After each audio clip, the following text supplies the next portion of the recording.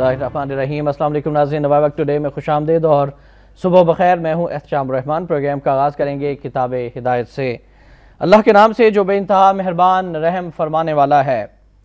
वही तो है जिसने भेजा है अपने रसूल को हिदायत और दीन हक के साथ, ताकि वो गालिब कर दे इसे सब दीनों पर, ख्वाह सख्त नापसंद करें इसको मुशरिक।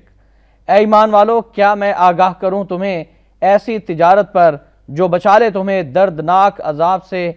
तुम ईमान लाओ अल्लाह और उसके रसूल सल्लल्लाहु अलैहि वसल्लम पर और जिहाद करो अल्लाह ताला की राह में अपने मालों और अपनी जानों से। यही तरीका तुम्हारे लिए बेहतर है अगर तुम जानते हो। सूरह सफ की आयत नंबर 9 और 11 का तर्जुमा, 9 था 11 का तर्जुमा आपके सामने पेश किया गया। अल्लाह रब्बुल इज़्ज़त से दुआ है कि अल्लाह पाक हमको सच्चा पक्का मुसलमान बनाए, कुरान पाक समझ कर पढ़ने, इस पर अमल करने, इसका एहतराम करने और इसकी दावत को पूरी दुनिया में फैलाने और पाकिस्तान में नफाज के लिए भी तौफीक अता फरमा दे। आज इतवार है 10 रबीउल सानी 1433 हिजरी 4 मार्च सन 2012 है। आज के मौजूद मेहमान का आपसे तारुफ करा देते हैं मोहतरम जनाब दिलावर चौधरी साहब आज हमारे साथ स्टूडियोज में तशरीफ फरमा है। दिलावर साहब अस्सलाम वालेकुम, कैसे मिजाज हैं आपके? जी अल्लाह का शुक्र है। अल्लाह पाक ने कुरान पाक में इरशाद फरमाया है कि जो बेहतरीन मुनाफे वाली तिजारत है वो ये है कि अल्लाह पर ईमान लाएं, अल्लाह के रसूल सल्लल्लाहु अलैहि वसल्लम पर ईमान लाएं, जिहाद किया जाए अपने माल से, अपनी जानों से। क्या इस पर आप कहेंगे? और आज जो हमारी ज़िंदगियाँ हैं, आप समझते हैं कि किस हद तक हम अल्लाह और उसके रसूल से दूर हो चुके हैं? देखें जी, जिहाद की जहाँ तक बात है तो हज़रत अबू बकर सिद्दीक रज़ियल्लाहु ताला अन्हु ने जो खलीफा बनने के बाद पहला खुतबा दिया था, उसमें भी ये कहा था कि जो कौमें जिहाद से दूर हो जाती हैं वो ज़लील और रुस्वा हो जाती हैं। जिहाद अपने नफ्स के साथ भी होता है। जिहाद ये भी है कि हमने एक बेहतर इंसान, अपने जो कश्मकश है मटीरियलिज़म की और स्पिरिचुअलिटी के जो तनासुब की हमारे अंदर, उसको हमने कैसे बरकरार रखना है और कैसे एक अच्छा इंसान बनना है। ये सबसे अच्छा जिहाद तो ये है कि सबसे पहले हम अपने अच्छा इंसान बने, और जब हम अच्छा इंसान बनेंगे तो जाहिर है ये सवाल नहीं पैदा होगा कि हम आज अल्लाह ताला के फरमान से या रसूल अल्लाह सल्लल्लाहु अलैहि वसल्लम के फरमान से या उनकी हदायत से कितना दूर हो चुके हैं। यकीनन अच्छा इंसान बनना ही अच्छा मुसलमान बनना है। और हमें जो हदायत मिलती रही हैं अम्बिया के ज़रिए, और हजूर सल्लल्लाहु अलैहि वसल्लम जो खातमुल अम्बिया थे, जो आखिरी नबी थे सल्लल्लाहु अलैहि वसल्लम, उन्होंने, उनकी भी ये सारे मकसद अल्लाह ताला का ये था कि हम एक अच्छा इंसान बनाएं। जो कि हमारे मजहबी सहीफ़ों में भी ये बात आती है कि शैतान ने कहा कि इंसान तो फसाद फैलाएगा। कुरान पाक में बड़ी बलागत के साथ, फसाहत के साथ ये बात मौजूद है।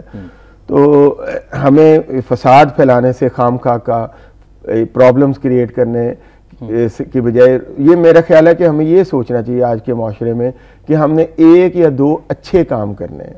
अपना काम तो ईमानदारी, दयानतदारी और लगन से करना ही है, और इसके साथ साथ रोज़ एक हल्की फुल्की सी एक दो नेकियां ऐसी करनी है जो हमें अच्छा इंसान बनाए। बिल्कुल, और अच्छा इंसान बनना। और जिहाद की जहाँ बात हुई, अल्लाह रब्बुल इज़्ज़त ने भी जिहाद का हुक्म दिया। जिहाद में सैफ वक्त की ज़रूरत भी है, जिस तरह से तागूती क़ुव्वतें उम्मत मुस्लिमा की दर पे है। दूसरी जानिब जिहाद बिल कलम की अहमियत जो है वो मौजूदा दौर में और ज़्यादा बढ़ रही है। जिहाद बिल कलम, और ख़ास तौर पर मीडिया के मामलात ऐसे हैं कि अब मीडिया पर कदगने लगाने की बातें हो रही हैं। हमें खुद भी अपना एहतसाब करना है कि हमने इस कलम का इस्तेमाल किस तरह से किया है। बिल्कुल सही बात है। सबसे पहले तो बात यह है कि मीडिया के ऊपर कदगने जो लगाने की बात हो रही है उस पर तो हम बाद में बात करते हैं। सबसे पहले हमें अपना एक जो सेल्फ जो कदगन है, यानी जो जायज़ कि हमने जो कहाँ तक हमारी हदूद है, कहाँ हमने, जी हाँ, जो अपना एक अपना बनाया हुआ, हर मीडिया के हर रुकन को एक अपना बनाया हुआ ज़ाब्ता इखलाक भी रखना चाहिए, जिसको मैं कहता हूँ कि इंटीरियर ज़ाब्ता इखलाक, कि अपने ज़मीर के हवाले से कि कहाँ हमारी क्या हद है, हमें कहाँ तक उसको तक जाना है, और कैसे, और जितना सच है या जैसे जो सच्ची बात है, किसी मैनिपुलेटेड बात नहीं करनी, किसी को खाम खा की प्रमोशन नहीं देनी और किसी को खाम खा का तनज़ुल नहीं देना, बल्कि जो सच है और जो हकायक पे मबनी चीज़ें हैं। और इसके अलावा दूसरा ये है, एक तो ये बात हो गई, दूसरी ये बात है कि हमने कहाँ किस हद तक ये तय करना है, ये भी हमने तय करना है कि हमने ये देखना है कि हमारे जो परमानेंट इश्यूज़ हैं, वो क्या है। आया बाजुकात हम एक तरफ लगते चले जाते हैं और अपने जो परमानेंट इश्यूज हैं उन पे हट जाते हैं। मुल्की मुफाद आप समझते हैं कि मीडिया को सबसे पहले मुकद्दम रखना चाहिए और मुल्की मुफाद मीडिया को के तनाजुर में ही सारी जो है वो सहाफत होनी चाहिए। मैं कहता हूँ कि मुल्की मुफाद और सच्चाई का अबलाग और इस्लामी इक़दार भी, जी हाँ, मजहबी हमारी जो। This time check is brought you by Supreme Chai सेहतमंद है। ब्रुक बॉन्ड सुप्रीम, तंदुरुस्त रहें मस्त रहें।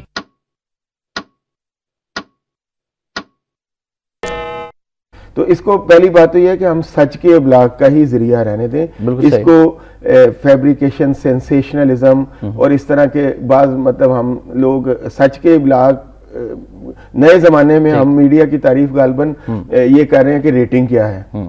इसके बजाय हमें ये इसी पर एम्फेसिस करना चाहिए कि सच का इब्लाग हो रहा है। बिल्कुल सही, बिल्कुल सही। और पहले हम बढ़ेंगे आज की लीड स्टोरी की जानिब और फिर हम इस पर भी आपसे राय लेंगे। मजीद मीडिया के हवाले से भी गुफ्तगू होगी। नाज़रीन, गिलानी साहब का बयान है कि तमाम इदारों को हदूद में रहकर काम करना होगा। मजबूत तरीन वजीर आजम हूँ, अंदर जाऊंगा ना बाहर। गिलानी, केयर टेकर हुकूमत बनेगी ना ही चेयर टेकर। अब हुकूमतें नहीं तोड़ी जा सकेंगी। इनकलाब लाने का नारा लगाने वाले हमारे बगैर ऐसा नहीं कर सकते। भारत और ईरान से बिजली लाएंगे।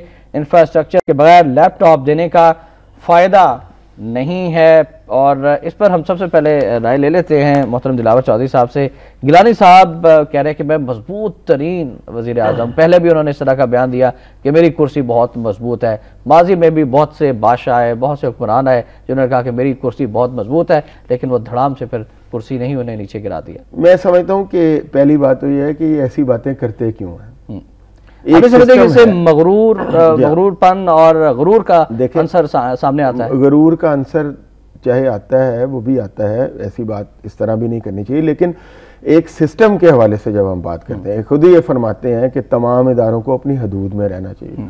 तो आप 4.5 साल, 4.25 साल या 4 साल से ज़्यादा हुकूमत करने के बाद जब आप ये फरमा रहे हैं कि मैं मजबूत तरीन वज़ीर आज़म हूँ, तो ये क्या बात हुई। इसके बजाय आप ये बताएं कि आज पार्लियामेंट मजबूत तरीन हो गई है। इदारों, जमहूरियत का नाम किसी शख्स को मजबूत करना नहीं है कि आप अपनी मजबूती के जो नारे जो हैं वो बांगे दोहल लगाते चले जाएं और ये ना हमें बताएं कि इदारे किस हद तक मजबूत किए हैं। कहीं ऐसा तो नहीं है कि आप मजबूत होते चले जा रहे हैं और इदारों को कमजोर करते चले जा रहे हैं।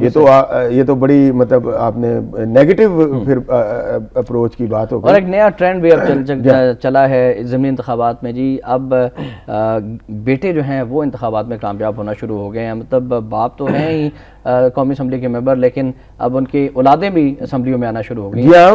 मेरा ख्याल है पाकिस्तान बनने के बाद ये कोई पहला नहीं है, तीसरी चौथी नस्ल इस तरह हो रही है कि कुछ सीटें आबाई सीटें बन चुकी हैं। इसी तरह जैसे डायनेस्टीज हैं कि मेरे बाद वो और उसके बाद वो, इसी तरह काफ़ी सारी हमारी जो सीटें हैं बदकिस्मती से वो डायनेस्टिक रूप अख्तियार कर गई हुई हैं। उसमें मतलब उसकी वजह ये है, उसकी डिफरेंट रीजंस हैं। मतलब पहले तो मैं थोड़ा सा इस पे अर्ज कर दूं कि गिलानी साहब सेनेट का इलेक्शन जीतते ही मैं देख रहा हूं कि हुकूमत के तेवर ही कुछ थोड़े से बदल गए हैं कि सेनेट का इलेक्शन होते ही वो तो जीतना तो तय था, जीतने से मुराद ज़्यादा सीटें तो उन्होंने लेनी थी, वो तो तय था। क्योंकि पिछली जो असम्बलियाँ बनी हैं 2008 में प्रोविंशियल और कौमी असम्बली भी, उसमें इन्हीं की अक्सरियत थी और वहीं से ये मेंबर्स जो सेनेट के हैं ये इलेक्ट होके आना थे। तो अब ये ना तो अर्ली इलेक्शन की बात कर रहे हैं और ना ही ये कि ये वो वज़ीर आज़म अब नज़र नहीं आ रहे जो कह रहे थे कि अदालत मुझे हथकड़ी लगा के भी जेल भेजेगी, तो मैं उसके लिए भी तैयार हूँ। अब ये फरमा रहे हैं मैं तो बड़ा मजबूत तरीन वज़ीर आज़म हो गया और अंदर भी नहीं जाऊँगा, बाहर भी नहीं जाऊँगा। अगर पस पुश्त जाएँ और जायज़ा लें कि वज़ीर आज़म साहब जो हैं वो इतना कॉन्फिडेंस उन्हें क्यों मिला, किस तरह से मिला, इसकी वजूहात क्या है? इसकी एक तो नई बात यह है कि एक बहुत बड़ा प्रेशर जो है ये गवर्नमेंट ये समझ रही थी कि मतलब सेनेट का जो है इलेक्शन होना चाहिए, वो उसने एक रिलीफ फील किया है उससे भी। और दूसरा जो बाज़ लोगों का कहना है कि वो जो इनके जो तौहीन अदालत की कार्रवाई का जो केस है उसकी कुछ तवालत अख्तियार करती हुई सूरत हाल जो है उसने भी इनको बड़ा कॉन्फिडेंस दिया। और उसके बाद जो आइनी लकूनाज हैं या जो इनको ये जिनको आर्टिकल्स कहते हैं कि जनाब वज़ीर आज़म को अगर अदालत तौहीन अदालत का मुजरिम भी करार दे दे और सज़ा भी दे दे, तो उसके बाद ये केस जो है ये स्पीकर का अख्तियार होगा कि वो रेफरेंस इलेक्शन कमीशन में भेजे और इलेक्शन कमीशन भी इस पे एक समाअत करेगा। और इस तरह के जो लकूनाज हैं, मैं इनको लकूनाज ही कहूँगा, इन चीज़ों ने मेरा ख्याल है इनको काफ़ी हौसला दिया है सेनेट के इलेक्शन। अब उसके बावजूद भी सजा हो भी गई तो फिर सदर मुमलिकत आसिफ अली जरदारी साहब तो है ही, वो तो सजा माफ कर देंगे। अच्छा, बात कर लेते हैं मुस्लिम लीगों के हवाले से और शहबाज शरीफ साहब का बयान जरूर शामिल करना चाहेंगे। करप्शन का बादशाह इस्लामाबाद के बंकर में बैठा है, ये बयान दिया है शहबाज शरीफ साहब ने। कहते हैं कि रावलपिंडी में जलसा इजलासों से खिताब जनरल रिटायर मलिक अब्दुल क़य्यूम की वालिदा की वफात पर ताज़ियत भी की और चीफ जस्टिस ऑफ पाकिस्तान का बयान भी शामिल करना चाहेंगे कि आज़ाद अदलिया की मौजूदगी में आइन के सिवा कोई निज़ाम नहीं चल सकता, जमहूरियत को खतरा नहीं, किसी सियासी जमात को मुल्की इस्तेहकाम खतरे में डालने की इजाज़त नहीं दी जा सकती। भत्ते की लानत ने कराची को मजरूह किया, कराची के बारे में अदालती फैसला सही तौर पर नाफिज किया जाए। सबसे पहले तो हम शहबाज शरीफ साहब की बात करेंगे कि एक तरफ हमने देखा कि गो जरदारी गो मुहिम अचानक शुरू हो गई, फिर शहबाज शरीफ साहब ने लाहौर में बयान दे दिया और उस पर एक तूफान खड़ा हो गया, MKM ने रैलियाँ निकालना शुरू कर दी। उसके बाद फिर मामला कुछ सेटल डाउन होना शुरू हुए। नवाज शरीफ साहब जो बैरून मुल्क थे वो वतन तशरीफ लाते हैं और फिर शहबाज शरीफ साहब एकदम खामोश हो जाते हैं। फिर 20वीं आईनी तरमीम पास हो जाती है, सेनेट के इंतखाबात हो जाते हैं। गो जरदारी गो मुहिम कहाँ गई? मैं पहली बात तो ये है कि इसके दरमियान में एक कड़ी जो है वो एक सुनामी भी जो आई, जो अब थोड़ा सा मतलब वो नजर, अब वो सुनामी ने गाँव और देहातों का रुख कर लिया। वो मतलब मैं तो समझता हूँ कि अब वो थोड़ा सा नजरों से ओझल सी हो रही है। तो एक वो भी आई, एक मतलब एक थर्ड फोर्स के तौर पे जी, ये भी एक मतलब वो फिर एक रेस से शुरू हुई अपोजिशन के दरमियान कुछ अरसा। वो जो गो जरदारी गो के नारे थे वो उस सुनामी और उस सुनामी के मुकाबला करने वाली मुस्लिम लीग नून और मेरा मतलब तहरीक इंसाफ और मुस्लिम लीग नून की एक टसल से एक क्रिएट हुई और वो सुनामी उसमें गायब हो, वो गो जरदारी गो की मुहिम उसमें गायब हो गई। और यूं एक वक्त में लग रहा था जैसे अपोजिशन हुकूमत नहीं बल्कि अपोजिशन एक दूसरे को जो है वो टारगेट किए हुए है। और इसमें मैं मतलब ये अर्ज करूँगा कि इस दौरान में कई इशूज़ आए, जैसे मेमो था या और भी इस तरह के जो इशू थे जिनको इश्यूज़ को टेकअप करना चाहिए था। लेकिन उस वक्त तहरीक इंसाफ माजरत के साथ इमरान खान साहब के साथ कि वो ज़्यादा से ज़्यादा जो है वो पंजाब गवर्नमेंट और मुस्लिम लीग नून स्पेसिफिक नज़र आई। हालांकि उन दिनों का तकाजा ये था कि ओपोजिशन जो है वो अपने असल काम को, चाहे वो असम्बलियों के अंदर है चाहे वो असम्बलियों के बाहर है, मैं समझता हूँ कि असम्बलियों के अंदर हमारी जो अपोजिशन कहलाती हैं फेडरल में मुस्लिम लीग नून, उन्होंने उस तरह का रोल प्ले नहीं किया जिस तरह के उनको करना चाहिए। 2008 से लेकर 2012 तक आप समझते हैं हर चीज फ्रेंडली चली है। इसी मैं इस पर भी अर्ज करता हूँ, इसी तरह असम्बलियों के बाहर मौजूद जो अपोजिशन है जिन्होंने जैसे तहरीक इंसाफ है, इन्होंने भी अपना किरदार उस तरह अदा नहीं किया जिस वक्त जो कि वक्त की जरूरत थी। और नतीजा ये हुआ कि गवर्नमेंट को वक्त मिला और गवर्नमेंट ने आज मतलब बड़े आराम से उन सेनेट के इलेक्शन भी करवाए हैं और दूसरे जो मसाइल हैं जो मतलब जिनसे वो एक वक्त में खतरा महसूस कर रहे थे उनको भी ओवरकम किया और इस वक्त वो इस तरह की बातें कर रहे हैं। तहरीक इंसाफ के हवाले से एक सवाल जो अक्सर कहा जाता है कि इमरान खान साहब आप समझते हैं कि उनकी क्रेडिबिलिटी या पॉपुलैरिटी कुछ जो पुराने सियासी गुरु हैं उनके शमूलियत के बाद से कुछ कम हुई है? देखें, बात ये है कि मैं समझता हूँ कि असल बात ये है कि आप एक नारा देते हैं, फिर आप उससे थोड़ा सा बैकआउट करते हैं, फिर आप ये कहते हैं कि इसकी ये वजह है, फिर आप बैकआउट करते हैं, फिर आप कहते हैं कि नहीं जी ये जब हम टिकटें देंगे तो हम ये होगा, डिसीजन मेकिंग में ये होगा। लेकिन जब डिसीजन मेकिंग होती है, जब आपकी सेंट्रल कमेटी वगैरह का इजलास होता है, तो ये लोग आप उस वक्त आपको अंदाजा होता है कि ये ज्यादा ताकतवर हैं, जिनको आप सोच रहे हैं कि हम इनके बारे में फैसला करेंगे, वो अब पार्टी के बारे में फैसला कर रहे हैं। तो इस तरह की कुछ कश्मकश मुझे नजर आई जिसकी वजह से मतलब वो जो एक उठान थी वो उसको जो है वो बड़ा नुकसान पहुंचा। मैं समझता हूँ ये मेरी राय है कि वो उस लेवल पे वो फिर कायम नहीं रह सकी। और दूसरा जो मतलब बात ये है ना कि अगर आप कहते हैं कि हम आजमाए हुओं के खिलाफ हैं, अगर आप ये एक नारा देते हैं कि जी 4 दफ़ा उन्होंने हुकूमत की है, 5 दफ़ा उन्होंने हुकूमत की है, तो आपने उन्होंने क्या किया है? बिल्कुल सही। अवाम अट्रैक्ट होते हैं कि वाकई वो डिलीवर नहीं, मेरी थोड़ी सी अर्ज करना चाहूंगा इस पे।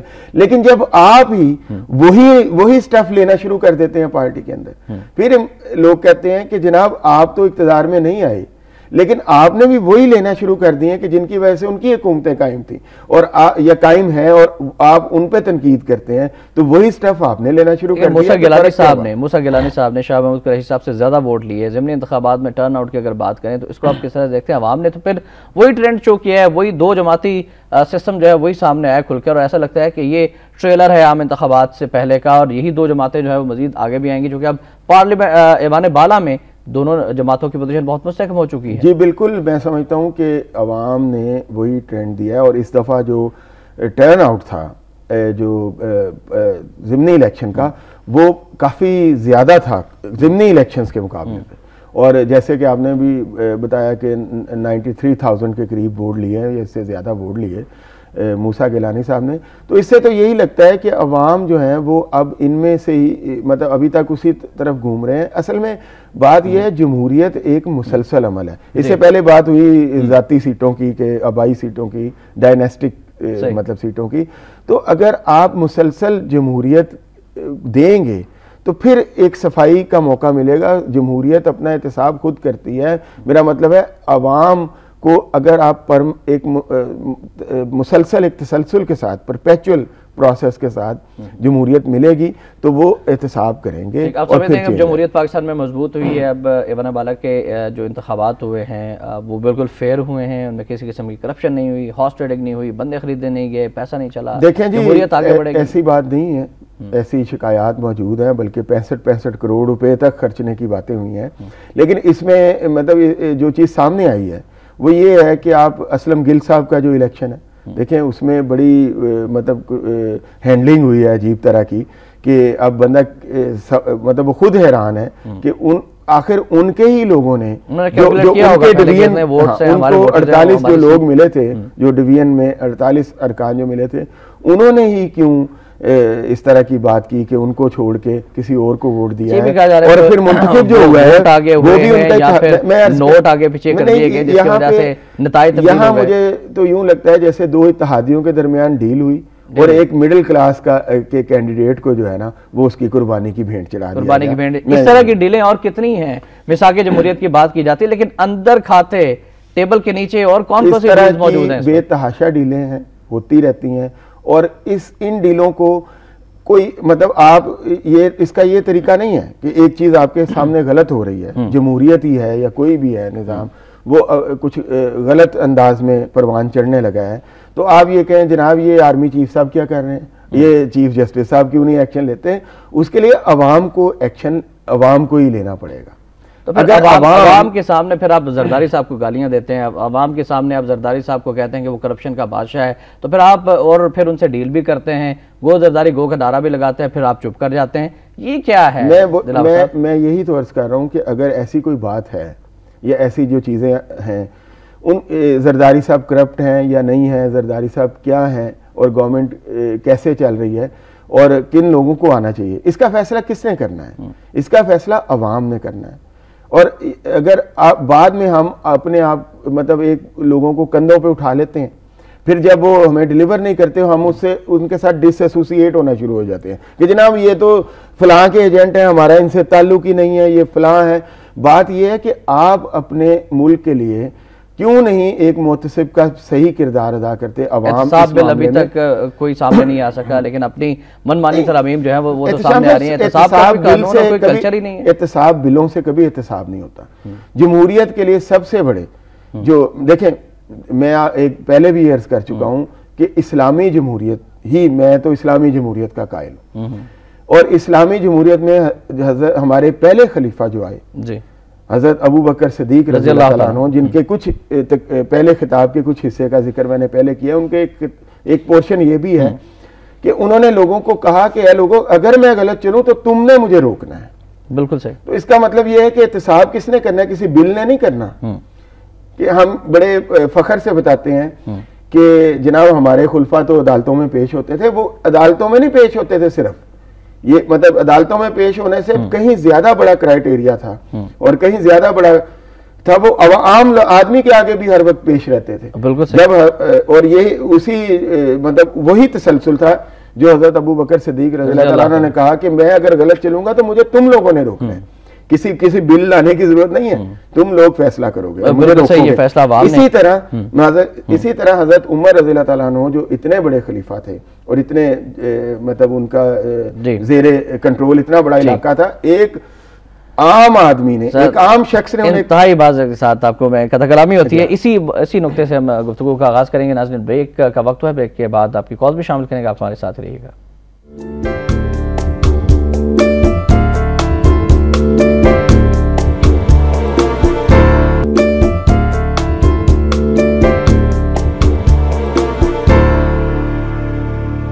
टुडे में एक बार फिर आपको खुशामदीद कहते हैं। नाज़रीन, हमारा नंबर है 0423631269। आप कॉल भी कर सकते हैं और आज हमारे साथ दिलावर चौधरी साहब तशरीफ फरमा है, इनसे आप बात भी कर सकते हैं। दिलावर साहब, बात कर रहे थे हम खुलफाए राशिदीन, मैंने वही अर्ज कर रहा था कि हज़रत अबू बकर सिद्दीक रज़ियल्लाहु ताला अन्हु ने जो बताया पहले खुतबे में, उसी पर अमल किया, उसी पर अमल हुआ। हज़रत उमर रज़ियल्लाहु ताला अन्हु से 2 चादरों का सवाल उसी का तसलसल था कि पहले तो आप नमाज पढ़ने तो आए हैं, इमामत भी कराएंगे, लेकिन पहले ये बताएं आपके पास 2 चादरें कहाँ से आई हैं। बिल्कुल सही। तो ये अवाम को देखें, इसमें मतलब अवाम को ये सोचना चाहिए पड़ेगा, ये मुल्क उनका है। कोई चीफ जस्टिस, कोई सिक्योरिटी इस्टेब्लिशमेंट का आदमी, कोई कुछ नहीं कर सकता अकेले, अवाम को ही करना पड़ेगा, अवाम को ही इसे ठीक करना पड़ेगा, अवाम को ही सही नुमाइंदों का इंतखाब करना पड़ेगा और अवाम को अपने मामलात भी सही अंदाज में चलाना होगा। और अवाम की राय भी जानते हैं। जी, पहले कॉलर है मोहम्मद असलम साहब। अस्सलाम वालेकुम। जी असलम भाई, क्या कहना चाहेंगे आप? सर, अर्ज ये है कि अवाम तो तब ये इनका जो एहतसाब करे कि अवाम के कुछ चीज हाथ में हो, जब कानून ही अवाम के खिलाफ जा रहा है। ये हुक्मरान ही अवाम के, ये अपोजिशन में कोई भी नहीं जा सकते। अपोजिशन ये सब पार्टियां हुक्मरान है, तो इधर सब MP ML जो वो इतनी बड़ी बड़ी तनख्वाहें ले रहे हैं, इनको 65 करोड़ भत्ता मिल रहा है, जेब खर्च मिल रहा है, ये कोई खर्च नहीं कर रहे अवाम पर। अवाम को इन्होंने खरीदा हुआ है। ये हर गांव में इनके बड़े बड़े लोग जो है ना, वो हर एक आदमी से वोट जबरदस्ती ले लेते हैं, चाहे वो पंजाब है, चाहे वो बलूचिस्तान है। इसी वजह से ये दोनों पार्टियों को ये पता है कि कल वो है और आज मैं हूं, और यही जीतेंगे, कुछ भी हो जाए। Thank you very much Mohammad Aslam साहब। तमाम हुकूमत में है जमातें और अपोजिशन कोई नहीं है। वोट का जब मामला आता है तो मुख्तलिफ इलाकों में वडेरा, जागीरदार, सरदार, नवाब, ये सब जो हैं वो इन्होंने प्रेशराइज किया होता है अपने लोगों को, या फिर प्रेशराइज करते हैं या फिर लालच देते हैं और वोट हासिल कर लेते हैं। एहतशाम साहब, मुझे ये बताएं कि जब भुट्टो साहब आए, पीपल्स पार्टी आई, तो सिंध में कितने वडेरे हारे? बहुत सारे वडेरे जो हैं वो उनकी जमानतें जब्त हो गई। तो जब अवाम ने एक सोच अख्तियार की, एक ट्रेंड बदला। देखिए, मैं समझता हूँ कि पंजाब में तो सरदारियां और वडेरियां, जागीरदारियां इतनी मजबूत हैं भी नहीं, वो आपको बलूचिस्तान में मिलेंगी बहुत ज़्यादा मजबूत, या सिंध में मिलेंगी। तो जब सिंध के लोगों ने मतलब वहाँ एक नारा बड़ा, मैं उनको दाद देता हूँ इस मामले में, कि एक बड़ा पॉपुलर सा नारा था कि वोट भुट्टो का, जान आपकी, आप जो मर्जी सलूक करें, वोट हम अपनी मर्जी से। जब अवाम इस तरह का फैसला करेंगे, ये क्यों इस तरह आप बेबस होकर बैठ जाते हैं? पंजाब में भी तो सरदारी सिस्टम है ना, लेकिन आप बहुत उसमें तो कमजोर है। कई सरदारों को हमने हारते देखा है, जमानतें जब्त होती देखी हैं, कोई ऐसी बात नहीं है। हमने बहुत बड़े सरदार, जनूबी पंजाब में बहुत ज्यादा है ये, लेकिन हमने बड़े बड़े लोगों को हारते देखा है। खानदान है, बरादरियां हैं, बरादरी सिस्टम है, और बरादरी की वजह से ही लोग वोट देते हैं। तो तब्दीली कैसे आएगी? तब्दीली ऐसे आएगी कि क्या आप ये देखते हैं कि कभी आम आदमी भी जीत जाते हैं, कई बीच में ऐसे लोग होते हैं कि यार ये तो बहुत मीडियोकर आदमी था, ये भी जीत गया है। तो उस हल्के के अवाम ने जो एक तय किया होता है, जब हम इलेक्शन होता है ना, उस वक्त हम इलेक्शन के मतलब उसमें इतना वो गुम हो जाते हैं कि हम अच्छे कैंडिडेट्स को कहते हैं। मैंने भी सुना है ये कि यार ये बेचारा शरीफ आदमी क्या लेने खड़ा हो गया इलेक्शंस में, तो उस शरीफ आदमी को उस वक्त मौका देना चाहिए। बिल्कुल। करीम साहब भी हैं हमारे साथ लाहौर से, उनकी कॉल शामिल कर लेते हैं, फिर इस पर भी बात करेंगे कि शरीफ आदमी का क्या काम है सियासत में। जी करीम साहब, अस्सलाम वालेकुम। अस्सलाम वालेकुम जनाब, आपको भी सलाम। वालेकुम सलाम। दिलावर चौधरी साहब ने जहाद की बात की, उसमें 101% इत्तेफाक करता हूँ कि सबसे बड़ा जहाद तो अपने नफ्स के खिलाफ है, इसलिए कि हम 24 घंटे तो शिर्क में मुब्तला रहते हैं अपने कौल और फ़ील के जरिए। सबसे पहले तो नफ्स के साथ जहाद है, उसके बाद अमल बिल मारूफ नही मुनकर के जरिए भी जहाद ही होता है। उसके बाद आखिर में हम जाके इस तरह तैयार होते हैं कि फिर हम वो जहाद के लिए तैयार हो जाएंगे जिसमें हमारा माल भी खर्च हो और जान भी लग जाए तो भी लग जाए। तो वो उसके लिए तैयारी के लिए पहले 2 स्टेजेस जिसमें खिलाड़ी साहब कहे, सबसे पहले अपने नफ्स के खिलाफ जहाद है, बिल्कुल सही, उसके बाद। बहुत शुक्रिया, थैंक यू वेरी मच जी। करीम साहब, उन्होंने आपकी बात को सेकंड किया है। सबसे पहले हमें अपने नफ्स के खिलाफ जहाद करना चाहिए। और अब हम बात कर रहे हैं काम इंसान की, काम आदमी की, इंतखाबात की, तो आप समझते हैं कि अब हमें भी एहतसाब कर लेना चाहिए अपना, हर वोटर को भी अपना एहतसाब करना चाहिए कि उसने बिल्कुल ईमानदार लोगों को वोट देना है। जंग अजीम में जर्मन फौज एक पोलैंड के कस्बे में उसका ये हाल हुआ कि वहाँ एक लड़की उठी, डंडा उसने पकड़ा हुआ था और उसको देखते देखते सैकड़ों लोग वहां घुस गए और उनके टैंकों का बेड़ा गर्क कर दिया, फौजियों को निकाल निकाल के मार के भगा दिया। ठीक है, मेरा मतलब ये है कि चिड़ियां जब मुत्तहिद हो जाएं तो वो शेर की भी खाल खींच सकती हैं।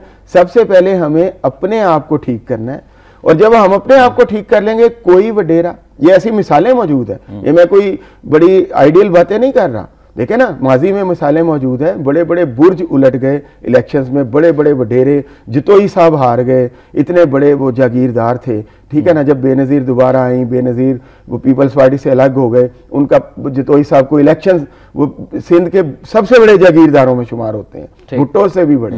तो इस जब अवाम ये फैसला कर लेते हैं ना कि हमने सही चलना है, इसके लिए सबसे पहले हमें सही हो, इसीलिए मैंने कहा ना कि पहले अपने आप को ठीक करना पड़ेगा, अब कि हम कितने अच्छे इंसान हैं और हमें कितना बेहतर बनना है। फिर उसके बाद जब इस अज़म के साथ हम बाहर निकलेंगे ना, तो कोई हमें ये नहीं कह सकता कि आप वोट इसको डालें वरना ये हो जाएगा, वोट उसको डालें। अवाम की ताकत सबसे बड़ी ताकत है, अल्लाह ताला की ताकत। अपने नफ्स का एहतसाब कर रहे हो तो सबसे पहले हम ज़हन में ये बात रखें कि अल्लाह हम सबको देख रहा है और हर चीज़ से बाखबर है। एक और कॉलर है मुजफ्फराबाद से, आजिब साहब है हमारे साथ। अस्सलाम वालेकुम जी।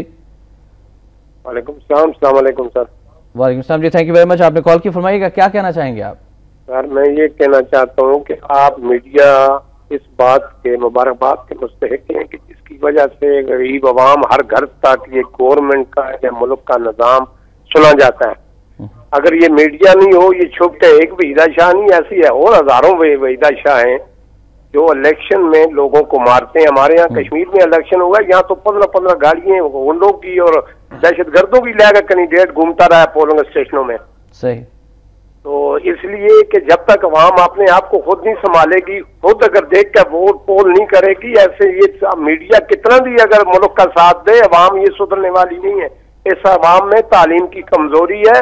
ये उस टाइम 200 रुपए का वोट भेज देते हैं, अभी मीडिया पे सामने आके बड़ी बड़ी बातें करते हैं, उस वक्त घर में जाते हैं 200 का खाला ये वोट देना, ये 200 रुपया पकड़ो। वो बेटा 200 रुपया तो मिल गया, आप ले लेना वोट, मेरी बेटी भी आपको वोट देगी। ये 200 रुपए पे बिकने वाली कौम है, ये कौम कभी नहीं सुधरेगी। अगर 10 रुपए 1000 रुपए लीटर भी पेट्रोल होगा, ये कौम फिर भी बोलेगी बीबी जिंदा है, बत्तू जिंदा है।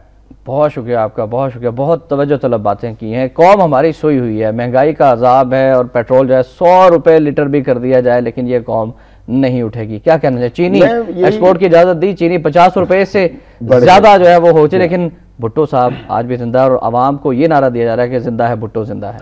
मैं वही अर्ज कर रहा था कि कोई भी जिंदा है या मर चुका है, इससे मेरा ताल्लुक नहीं है। मैं सिर्फ यही, आज मेरा एम्फेसिस यही है एहतशाम साहब कि हमें अपने छोटे छोटे फायदों के लिए, हम अपने छोटे छोटे फायदों के लिए अपना कितना बड़ा नुकसान कर लेते हैं कि वो जो इन्होंने बात की कि 200 रुपए का वोट, वो 200 रुपए हम ले लेते हैं, हमें पता नहीं चलता कि जिसको हम इलेक्ट कर रहे हैं ये 2000 रुपए बिलों की मद में हमसे निकलवा लेगा। ये 200 रुपए भी जाएंगे और साथ 1800 रुपए और भी देने पड़ेंगे। ये मैं यही अर्ज कर रहा हूं कि वो जो छोटे छोटे मफादात हैं असल में वही हमारे दुश्मन है।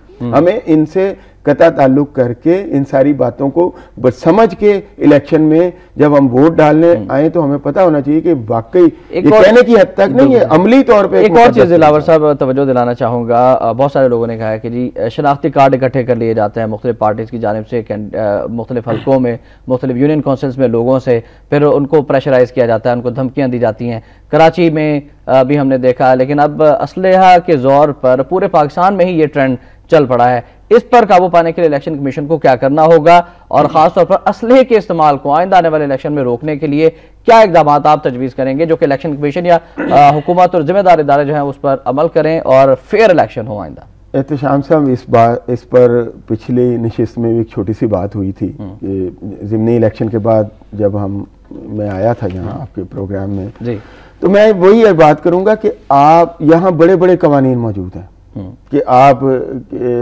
किसी पे तशद्दुद करें तो आपको ये हो जाए, आप किसी के साथ फ्रॉड करें तो आपको इतनी कैद हो जाए, आप किसी के साथ गलत चलें तो आपको ये हो जाए। लेकिन क्या ये सारा कुछ अरूज पे नहीं है? आप करप्शन करें तो ये हो जाए, ठीक है, कवानीन मौजूद हैं। इलेक्शन कमीशन कुछ नहीं कर सकता या अदालतें भी किसी हद तक ही जा सकती हैं ना।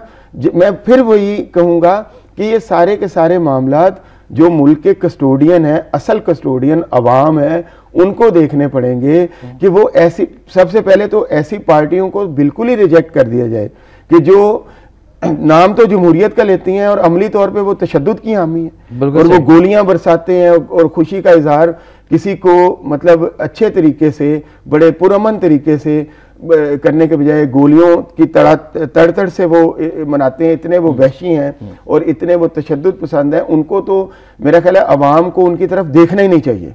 और जब अवाम उनको रिजेक्ट करेंगे तो यकीनन वो अपने आप को बदलेंगे कि जिस खातून ने थप्पड़ मारे वहीदा शाह ने, उन दोनों प्रिजाइडिंग ऑफिसर और असिस्टेंट प्रिजाइडिंग ऑफिसर को भी प्रेशराइज कर या फिर लालच के जरिए से उन्हें माफ़ी उनसे मंगवा ली गई है। वैसे ये उन्होंने माफ़ कर दिया वहीदा शाह को, अब ये मामला ताकि रफा दफा किया जा सके। इस पर आप क्या कहें? इस पर मैं ये कहूँगा कि ये मामला जो है इसमें चीफ जस्टिस साहब के रिमार्क्स हैं कि ये स्टेट के खिलाफ एक क्राइम है कि उनके ये, और उन्होंने कहा है आईजी सिंध को कि ये वाकया आपके साथ भी हो सकता है क्योंकि आप भी स्टेट हैं, और ये हमारे साथ भी हो सकता है क्योंकि हम भी स्टेट का एक वो है, इदारा है। तो मेरा मतलब ये है कि ये किसी के माफ़ कर देने से या किसी के उसके नहीं होना चाहिए, बल्कि इसको एक मिसाल बनानी चाहिए। बिल्कुल सही। ये महज ये नहीं है कि आप स्टेट के अगेंस्ट कोई ऑफेंस करें और फिर माफ़ी मांग लें, नहीं, इसको एक मिसाल बनानी चाहिए। अगर आप इसको एक मिसाल बनाएंगे तो आइंदा कोई कमजोरी नहीं दिखाएगा, कोई बेचारा सरकारी मुलाजिम डर के मारे माफ नहीं करेगा किसी को, और कोई किसी को थप्पड़ मारने की जरूरत नहीं करेगा। बिल्कुल सही फरमाया। हम तमाम कॉलर्स के मशकूर हैं जिन्होंने आज के प्रोग्राम में कॉल्स की। वक्त की कमी की वजह से मजीद कॉल शामिल नहीं कर सके, इसलिए माजरत। बढ़ते हैं आज के नए वक्त कॉलम की जानिब।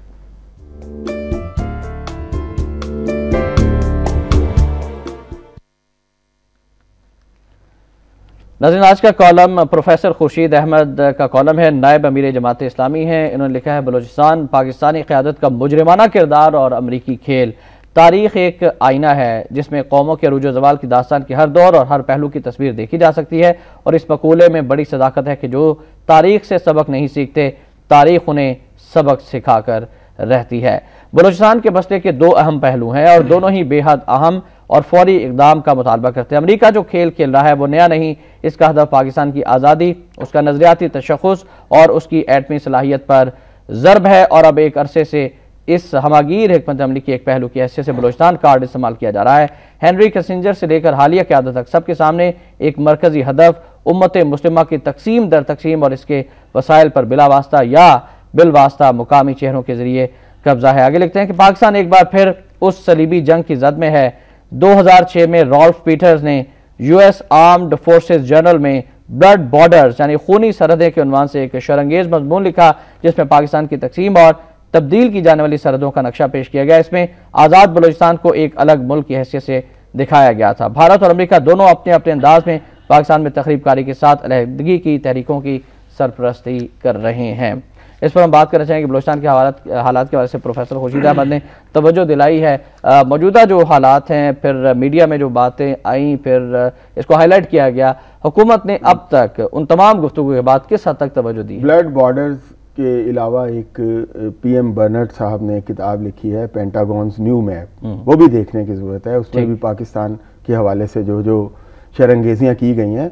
प्रोफेसर खुर्शीद साहब को मैं अर्ज करता हूँ कि भाई यही बातें हैं कि पेंटागॉन्स न्यू मैप है वो किताब का नाम, उससे मैं उस पर बात करता हूँ। मैं आपको ये बताना चाह रहा हूँ कि इसमें प्रोफेसर साहब को थोड़ा सा और वजाहत के साथ मैं कहता हूँ ये बताना चाहिए कि एक्चुअली इस वक्त अमेरिकन का हदफ जो है वो ना अफगानिस्तान की जीत रह गया है ना कुछ और रह गया है, बल्कि वो बलूचिस्तान के वसाइल को हड़प करना है और वहां आके बैठना है। और उसकी मेन वजह एक तो बलूचिस्तान के वसाइल तो हैं ही, दूसरा ग्वादर पोर्ट है और तीसरा उसकी स्ट्रेटेजिक अहमियत है। अब वो समझते हैं कि अफगानिस्तान में वो लास्ट लेग्स पे हैं, वो बिल्कुल लूज कर रहे हैं सारा कुछ, और अब वो समझते हैं कि अगर वो यहाँ से इन हालात में गए तो खित्ते की जो रीजनल जो रद्द अमल है वो इतना स्ट्रांग होगा कि अमेरिकन की यहाँ पे नहीं चलेगी, तो और पाकिस्तान उसका हिस्सा होगा, वो चाइना के साथ होगा।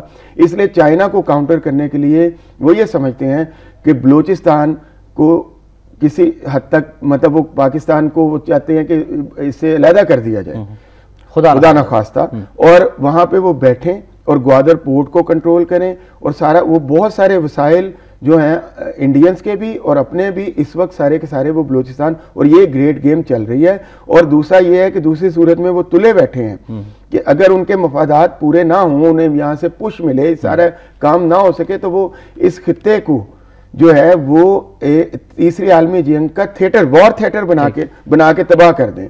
तो मैं समझता हूँ इस मामले में हमारे जो नाम नहाद जमहूरियत, जो हमारे 8 गुना बड़े हमसाये साहब हैं जो कि कश्मीर पे भी मल मार के बैठे हुए हैं, उनको भी रियलिटी का सामना करना चाहिए। और खित्ते की फोर्सेस को मतलब इस वक्त वो नजर आ रहा है कि कभी खबरें आती हैं कि जी मकबूजा कश्मीर में किसी तंजीम के खिलाफ कार्रवाई के लिए उन्होंने अमेरिकन कमांडोज को दाखिल होने की इजाज़त दे दी और वो आके बैठ भी गए हैं। तो मेरा ख्याल है कि अब उनको अमेरिकन का अड्डा बनकर इस खित्ते की तबाही की बजाय जो रियलिस्टिक इकदाम है वो उनकी तरफ आना चाहिए। बिल्कुल सही। और जीने दो की पॉलिसी अपनानी चाहिए और गैर मुल्की कुव्वतों की बजाय खित्ते की कुव्वतों के साथ मिल के डरना उनको भी नहीं चाहिए। ईरान की गैस से बड़ी अच्छी गैस है। इसके बराबर में प्रोफेसर नईम मसूद साहब ने भी कॉलम लिखा है कि ईरानी गैस पर अमरीकी तासुब, और ये भी कॉलम जरूर पढ़ेगा, बहुत तवज्जो तलब कॉलम है। ईरान पाकिस्तान गैस पाइपलाइन मनसूबा जैसे ही पाकिस्तान ने ऐलान किया उसके बाद बयानात का सिलसिला, धमकियों का सिलसिला शुरू हो गया है, लेकिन पाकिस्तान की जानिब से जो बयानात हैं आप समझते हैं कि वो दुरुस्त हैं और अब साबित कदम रहने की, डट जाने की जरूरत है? बिल्कुल दुरुस्त है और यही हमारा इम्तहान है। जब हम इस पे साबित कदम रहेंगे तो खित्ते में मौजूद जो कुव्वतें हैं, बड़ी चीन है, रूस है, उनको एक बहुत सही मैसेज जाएगा कि हम इस वक्त अपने मुल्क की और खित्ते की हिफाजत के लिए डिटरमिन्ड है। हम किसी अमेरिकी अड्डा बनने नहीं जा रहे, बल्कि हम अपने मफादात के तहत काम करने जा रहे हैं और यकीन करें इसका बड़ा मुस्बत असर होगा। अब जाते जाते मैं अर्ज कर दूं कि गवर्नमेंट क्या कर रही है। गवर्नमेंट ने अभी तक बलूचिस्तान के हवाले से कुछ भी नहीं किया। बिल्कुल। अब नाज़रीन कॉलम जरूर पढ़िएगा और बढ़ते हैं आज के नवाब इख्तियारी की जानिब।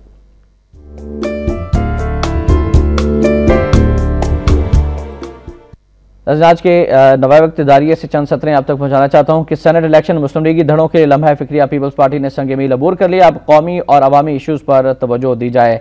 लिखते हैं कि सेनेट के इलेक्शन में पाकिस्तान पीपल्स पार्टी सबसे ज्यादा नशिस्तें जीत कर ऐवान बाला में सबसे बड़ी पार्टी बन गई है। मुस्लिम लीग नून 7 नशिस्तों के साथ दूसरी बड़ी जमात है। गुज़श्ता साल 1.5 साल से वफाकी हुकूमत और पीपल्स पार्टी की तरफ से मुतवातर ये मामला उछाला जाता रहा कि पीपल्स पार्टी के मुतवक्का अक्सरियत के पेश नज़र सेनेट इलेक्शन से कबल हुकूमत के खात्मे की साजिशें हो रही हैं। आखिरी लाइन्स ये हैं कि इकबाल और कायद आज़म रहमतुल्लाह अलैह की मुस्लिम लीग बनकर सामने आना चाहिए। पंजाब असम्बली में 10-12 अरकान का इधर उधर हो जाना मुस्लिम लीग नून की सफ़ों में बेचैनी या तहफ़्फ़ुज़ात की निशानदही करता है। इन इंतखाबात में जो मुस्लिम लीग की नशिस्तें हैं वो उस पर तवज्जो दिलाने की कोशिश की गई है कि अगर मुस्लिम लीग इकट्ठी होती तो सेनेट में अक्सरियत मुस्लिम लीग की होती। बिल्कुल इस तरह ही होता, मतलब अगर वो काफ फंक्शनल और इस तरह के टुकड़ों में ना तकसीम होती और उनके वोट जो कंप्रोमाइज का शिकार ना होते कि इधर कुछ उधर, तो वो मिलके अगर एक आइडियोलॉजी है तो आप एक प्लेटफॉर्म पे हैं। ये काफ नून और इस तरह की चीजें जो हैं ये क्यों हैं फिर? और मतलब आप समझते हैं कि आप भी मुस्लिम लीग हैं, आप भी मुस्लिम लीग हैं, तो आप क्यों नहीं इसको मतलब? दिलावर साहब थैंक यू वेरी मच। वक्त की कमी है वरना गुफ्तगू मजीद आगे बढ़ाते हैं। इंशाल्लाह अगले नशिस्त में आपसे बात होगी। आखिर में नाज़रीन फरमाने कायद आज़म रहमतुल्लाह अलैह शामिल करना चाहेंगे कि अच्छी और बुरी दीगर चीज़ों के साथ खयानत और अकरबा नवाजी वगैरह की लानतें भी हमारे हिस्से में आई हैं। हमें इन बुराइयों को बेदर्दी से कुचल देना चाहिए। दस्तूर साज़ असम्बली से खिताब 11 अगस्त सन 1947। यकीनन हम सब के लिए मिशले राह है। एहतशाम रहमान के नवाब टुडे से इजाज़त दीजिए। अल्लाह हाफ़िज़।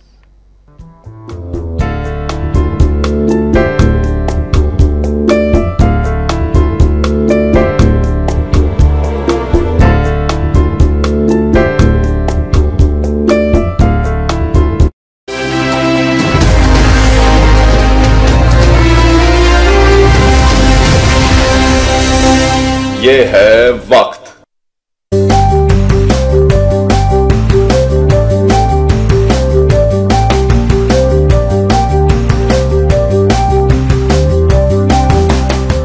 अस्सलाम वालेकुम, मैं हूँ रिस्क मानी।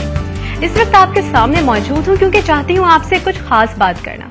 एक्चुअली होता यह है कि जब हम बात करना चाहते हैं कुछ इम्पोर्टेंट, तो वो बात होती है जो कि दिल से निकलती है और दिल को छू जाती है।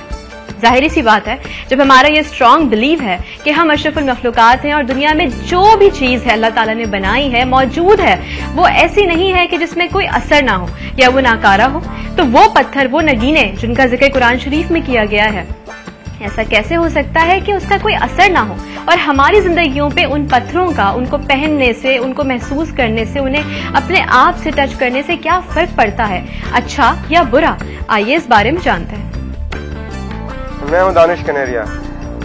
जैसा कि हर इंसान चाहता है कि अपनी जिंदगियों में खुशियां और कामयाबी की तरफ बढ़ता रहे और अपनी तरक्की की तरफ गामजन रहे, इस तरक्की के सफर में बहुत सारे प्रॉब्लम दरपेश होते हैं। मैं दावे के साथ कह सकता हूं कि मेरी हर प्रॉब्लम का सलूशन अल मुस्तफा जेम्स स्टोन से हल हुआ है। आप भी अपनी हर प्रॉब्लम के लिए अल मुस्तफा जेम्स सेंटर से राब्ता कर सकते हैं। हर इंसान की जिंदगी में कोई ना कोई रोल मॉडल होता है और आप ये जानते हैं कि जब हम छोटे होते हैं और उसके बाद जब हम बड़े होते हैं, जब तक जिंदगी में ऐसे बहुत सारे लोग आते हैं जो हमें एग्जाम्पल क्रिएट करते जाते हैं हमारी लाइफ के लिए, हमारे डिफरेंट एक्सपीरियंसेस के लिए, जिसमें हमारी वालदा शामिल होती है, हमारे बड़े बहन भाई शामिल होते हैं, हमारे वालिद शामिल होते हैं और ऐसे भी बहुत से लोग शामिल होते हैं जो डिफरेंट फील्ड से बिलोंग करते हैं, जैसे कि क्रिकेट हो गया, जैसे कि शोबिज हो गया, जैसे कि हमारी मैराथन की फील्ड हो गई। और उसके बाद